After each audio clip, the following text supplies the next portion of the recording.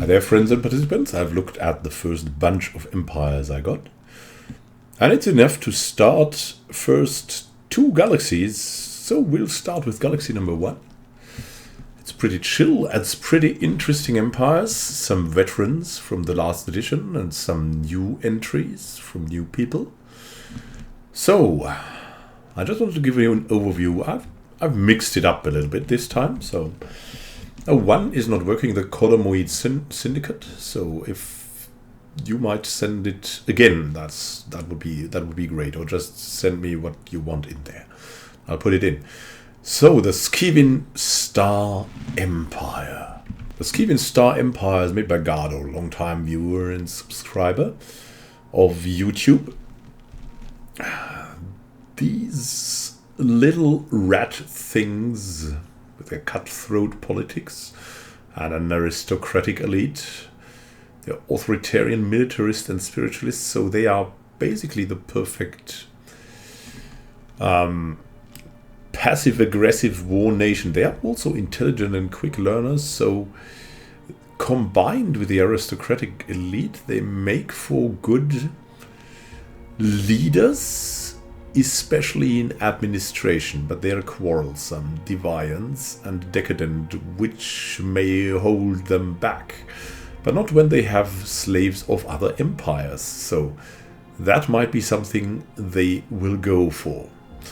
Let's see, the Skivin are highly expansionist, backstabbing, slaving clan, base rodent-like race, ruled by the Council of 15, or known as the Lords of Skyf, that oversee the greatest issues of their race and plot invasion against their enemies across the stars and seeking out the sacred Betharian stones, the precious. In the name of the gods, quake in fear, aliens come, for the Skivin Star Empire comes. And the Skivin Star Empire has come very strongly to the finals in the last edition. And the Skivin Star Empire is one that is a tough one. These base rodent-like things, might call them rat things, because they are tough like rats. You cannot kill them. They are coming back from desperate situations. They are the heroes of the stars, the little heroes, the little dirty heroes, the little mean heroes. The little mean heroes that will steal your lunch, and then, before you know it, they will steal your dinner too, and your breakfast, and then you will be naked, surrounded by rats that are crying your name, and I don't know where this leads. And then you're a Skivin slave, I guess. So, let's go to the next empire.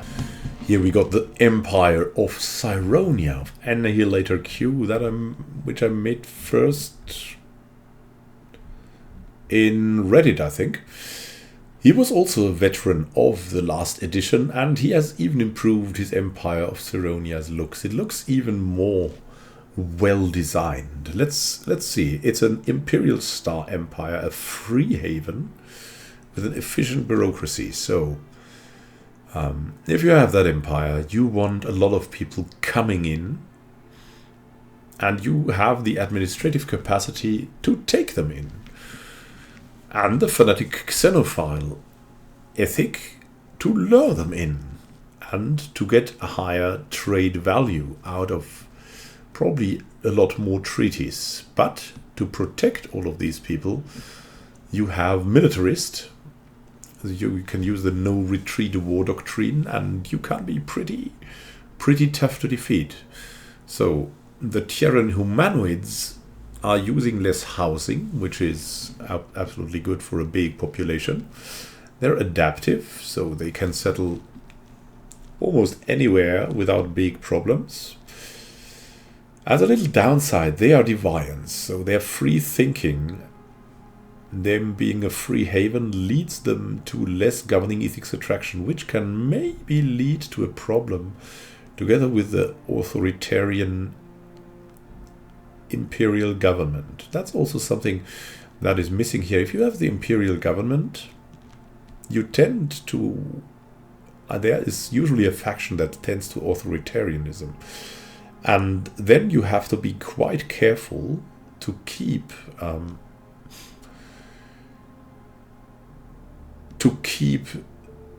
the imperial advantage without succumbing to its authoritarian ethics, because they can be a disadvantage even if you want to keep fanatic xenophile, which has a fantastic effect on diplomacy and on living with other aliens, because you can finance a lot with that trade value.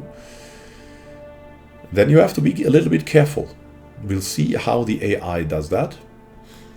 And now to the story from the Kingdom of Vizcaya Caste. This is actually a mega campaign that Annihilator Q has played, if I remember right. So I don't know if it was from EU4 or Civilization. But there came a nation that spanned continents after the near collapse of their kingdom during the 11th century due to constant wars. Maybe it's Civilization, maybe it's Crusader Kings. They were visited by people who claimed to be from a group known as Siron. These people from Siron gave them extremely advanced technology for the period, allowing them to reclaim their lands and expand on the condition that they practiced true egalitarianism. Failure to do so, that is what they need to be careful about. Failure to do so would result in the return of those of Siron and the fall of the nation. The empire of Sironia's stability relied mostly on a high level of tolerance of religion and culture, being structured more efficiently than feudalism of old, and long-time allies to defend them at any sign of trouble. Hence the fanatic xenophile thing. The Jimena dynasty is in every part of the government, but only hold their position as long as they follow the constitutional laws of equality, and can be forced to abdicate by the people and the lower lords of the land. So what we have here is some kind of cosmopolitan Spain that is going to take over and probably colonize, like Columbus, space. And in space they will have a lot of trade, free trade with their alien neighbors and treat them fairly. So they will be treated fairly, and if they are not treated fairly, then they will declare a war or defend themselves and be victorious. And now we have the Wool Star Hunters. That is something that we would expect on Halloween from Wool. Ooh, the Wool have an extremely aggressive strategy. They will expand as fast as possible, and as soon as a boarding neighbor has been found, switch to a covert rush strategy. They're a purity order, a dictatorial one. They're fanatic purifiers, so they cannot engage in diplomacy, cannot access the galactic market. Has the purification casus belli, xenopops will always be purged. They gain unity from purging xenopops and may use Armageddon bombardment stance. Ship fire rate is increased and army damage is increased by 33%. Ship cost reduced by 25%. Naval capacity is increased by 33%. So they are pretty strong that way. They also have a distinguished admiralty for an even higher ship fire rate. 10% more, so their ships have a 43% more. Plus that, 53% more fire rate. Admiral level cap goes up by 1 and fleet command limit by 10. The fleet and admiralty have prominent roles in this society of the wool, of the mushrooms. They are ingenious. They get more energy credits from jobs, probably to support their fleet. They are also fanatic xenophobes. Well, they are a purity order. What can you say? So they can enslave aliens, but they will not do that. They will, of course, purge them. And their starbase influence cost is massively reduced by 40%. Their pop growth speed increased by 20%. They are militarist. We've said that already. Their claim influence cost goes down by 10%. Ship fire rate goes up by 10%. So they don't use a lot of influence. They can use the influence for other things. That is a very good strategy if you want to expand militarily. Then, as you do, keep the snowball rolling as you conquer the galaxy. So, what is their bio? that will be cruel and cool from the Wool from the Tundra world. The Wool are an extremely aggressive fungoid species which evolved on a bleak tundra world. Upon reaching sentience, they quickly multiplied and occasionally found themselves pitted against other life forms which considered the Wool to be nothing but vermin. I wonder what gave them that idea. Long story short, the Wool managed to become the dominant species by corrupting any and all natural habitats belonging to any other species living on the planet, and in doing so, ingrained within the Wool culture as a sense of supremacy over any other form of life and inborn need for its destruction. They are black, and they have trophies in their room. And everything in this bleak tundra world is black and white is the glorious light of the Wool Star Hunters, or the black light of the Wool Star Hunters. They are clad in, of course, wool, and they are going out to claim the galaxy, blind them with a white light of snow, and then take them out and make blackness dominant everywhere. Okay. So, receive that thanks to Iron Spirit from the Paradox forums. Let's go to the next empire. And now we have the Society by a Russian friend from YouTube that is crippled here by the Stellaris game.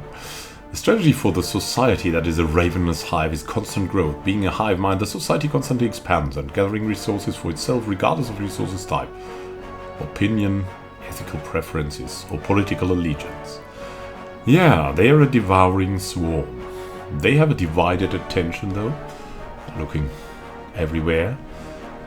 Just looking around the corner, everywhere where there is something to devour, something to eat.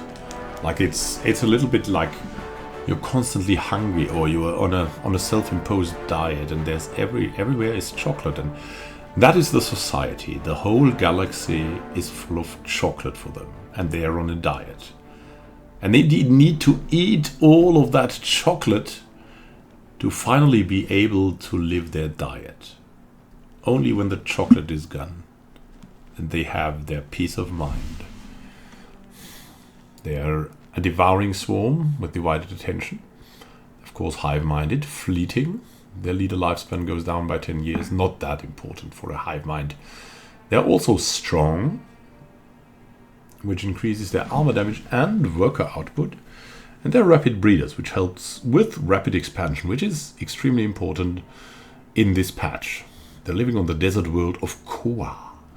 So, let's go to the next one. And then we got Jeffo Wap. I really love this. A theocratic dictatorship. An efficient bureaucracy. Yeah, that is really good in the new patch, especially at the start. With functional architecture, reducing build cost and upkeep for all buildings and districts by 10%. That's also powerful, if you want to expand even more so. A xenophobe, which helps with expansion a bit. And getting rid of aliens. And they're also fanatic spiritualist, which helps with unity and edict cost. And they can build the temple, which makes people even more spiritualist and keeps everything together. So, non-adaptive they are.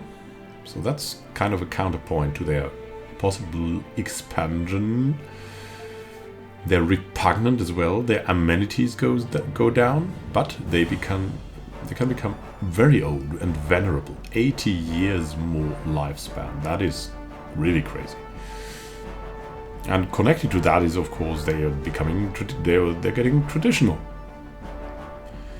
So the unity and probably the sociology research, 15% more from jobs, to counteract these things, the less amenities and the non-adaptiveness. So, what will they do? What will be their strategy? Probably, like that is more like a balanced expansion. It is more probably about bringing your species to a psionic ascension and just a sound growth, with great leaders. You would go into elite leadership there, because that makes absolutely sense with venerable leaders. So you can fill out all these experienced stars and have really, really good leaders. So elite. Their leaders will be elites. There's probably something about that. Then they might have alien slaves. We'll see about that. So, what is about Jufawop, the story? Jufawop is the power of life, hot warmth in the cold void. Jufawop is all, omni-existent, spreading and changing the none into Jufawop. Oh, there should be a hive mind like that. When Jufawop is complete, when at last there is no void or none, and the creators return, then we can finally rest. We are the agents of Jufawop. We are the Mycorn. You are none, Jufawop. You cannot understand. You are none who must become Jufawop or void. Jufawop fills in my fibers, and I grow turgid. Violent action ensues. Oh, I'm so looking forward to that.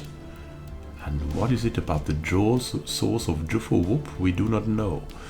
They will get the Jufawop from this desert world and will spread it to the stars. Will it come to us as well? We will see. Got the Kermit Alliance here. Me, lean and green, from the Lily-Pad ocean world. They're a military junta of geckos, or frogs, from Froggy Face is their leader. They're oligarchic military junta frogs. They have mining guilds. They get more minerals from miners. So I don't know what these frogs do, but they probably have access to swampy mines as well. Then they have the efficient bureaucracy. To expand will be good for them. And they are fanatic militarists. So, I don't know. I mean, they will hop probably with their laser swords in their hands. They will hop like the samurai masters they are. Now, they have a higher ship fire rate and a lower claim influence cost. That is really good for war. Which is, yeah, that's militarist. Then they're materialists, so they might go into robots later. And they have their research speed increased. They might have academic privilege living standards later. They're not xenophobes, though they can have a multi-society, or they can aim for a robotic ascension. That would also make sense. And then they're strong, so their army damage goes up, which is good for taking over planets. Worker output goes also up a bit, which is a good thing combined with the mining guilds. Industrious also combines well with mining guilds. So you get not only one more mineral from a miner, so you get 1.15 minerals from a miner more. And they are conservationists, so their consumer goods upkeep goes down, which is very good in this patch, because consumer goods, to get all consumer goods you need, that is something. They are, though, sedentary. Their pop growth from immigration is low. Their resettlement cost is high, so you have to rely on them traveling on their own, probably. And they are slow learners, so they won't have the best leaders. They're more about spreading quickly and building a lot. Their leader experience gain goes down by 25%. That can be alleviated later on, though, when they become robots or have a genetic ascension. That is something that will be very good. Well, the Kermit.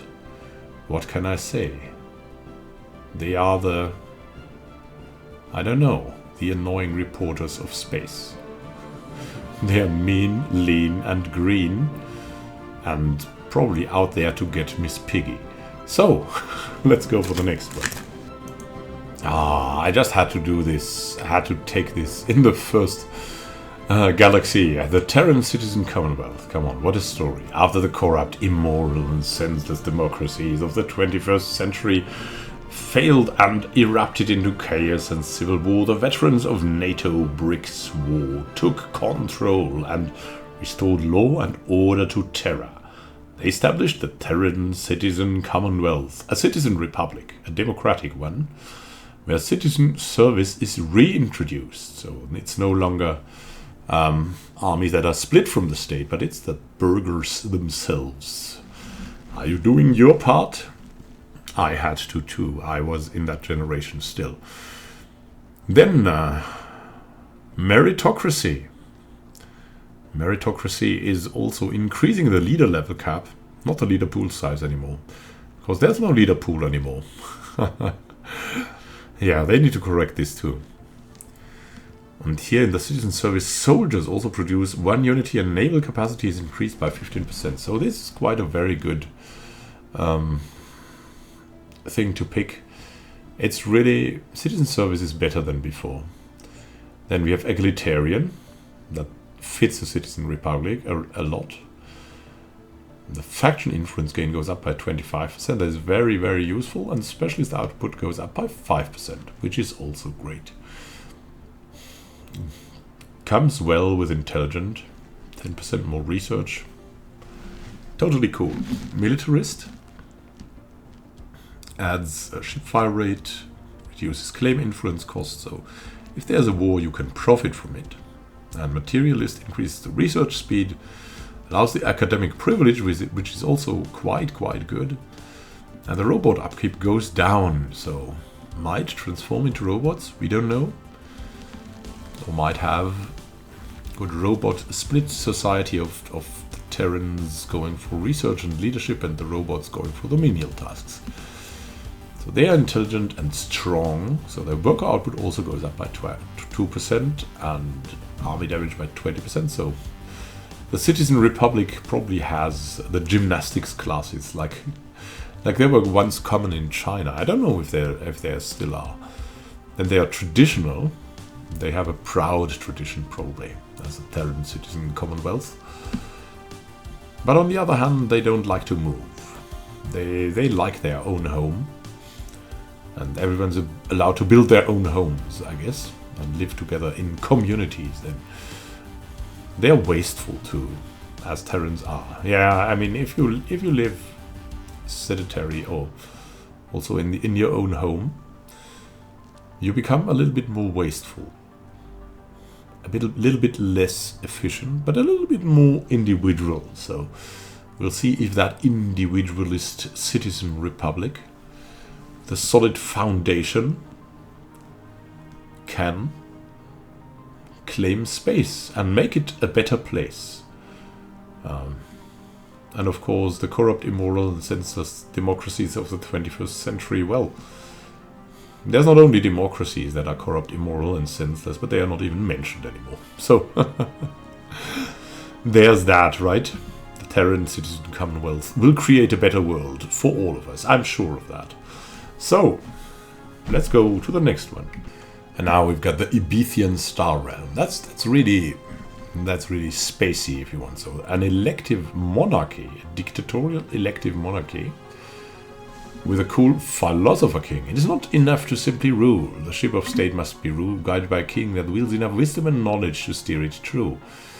And that's pretty cool. That also hints where that will be going. Probably, yeah, Enduring is a great fit for philosopher king. They also have a Byzantine bureaucracy with a pop amenities usage and pop housing usage going down. They can construct a bureaucratic complex that adds additional administrative jobs. So, largely governed by a complex, almost labyrinthine system of bureaucracy. So the bureaucracy birds are coming. I believe there's also a bird that is called the secretary here. And maybe these are the secretary birds coming to life. They are authoritarian. They may have a stratified economy with great leaders. Yeah, the Philosopher King, that will be talented too, so has three more level cap. Normal leaders, 1 more level cap. That's pretty cool for them. Entering rapid breeders, so enough workers. They are xenophile. And that is something that is exceptional for this combination. So they won't have a problem integrating aliens and using them. They also will have a higher trade value, lower diplomatic influence cost, which leads probably to more trade and other treaties, which will help them. Also, with them being materialist, they can also use academic privilege living standards and maybe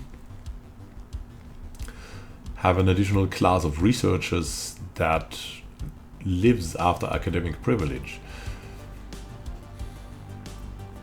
So maybe with materialists they may go for genetic manipulation, but also going for synthetics is definitely possible. They're also rapid breeders, reproducing at a very rapid rate. That is also something I always liked to go for when I wanted to ascend to being a synthetic later on. So let's see what von Wegen from the Paradox Forum writes, a long-time subscriber. Really cool guy. Expansionist and megastructures make sense for the Ebithian star realm. They are the unfallen, once ravaged by civil war and a mysterious plague known only as... And here it bugged out. I'm sorry. I'm sure you had a great story about these Byzantine birds. We know that they are frozen in their refuge and they will come to bring order, but a relatively free and fair order to space. So nearly last but not least, the Xax entity.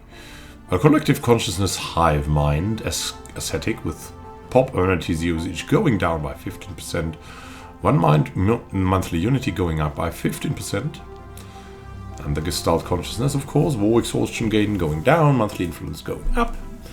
The rapid breeders and nomadic, they are fleeting and slow learners and communal, so they have everything in them for expansion.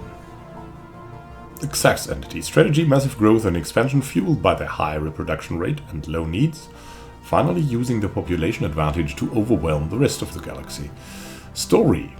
Yeah, the crabs, while on Earth nobody has seen them as social animals, have a certain way with telepathy when brought together on large shores like on Shoria, this ocean world.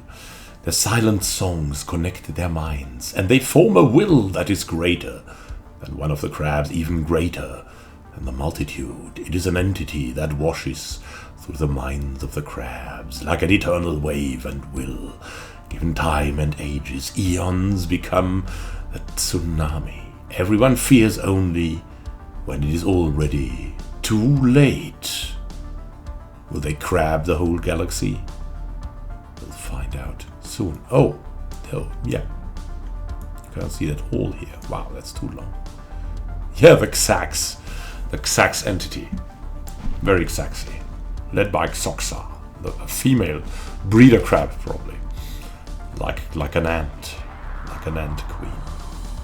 Look how she's dancing. Oh, okay, let's go to the next one. The last entry for Galaxy number 1 is the Wuro Technocracy, a science directorate of delicate fungi by Indana. It's a technocracy. Technocracy has changed, which is very cool. Capital buildings replace some administrative jobs with science directors. Researchers also produce one unity, so you have more science, you have more unity. It's all really cool.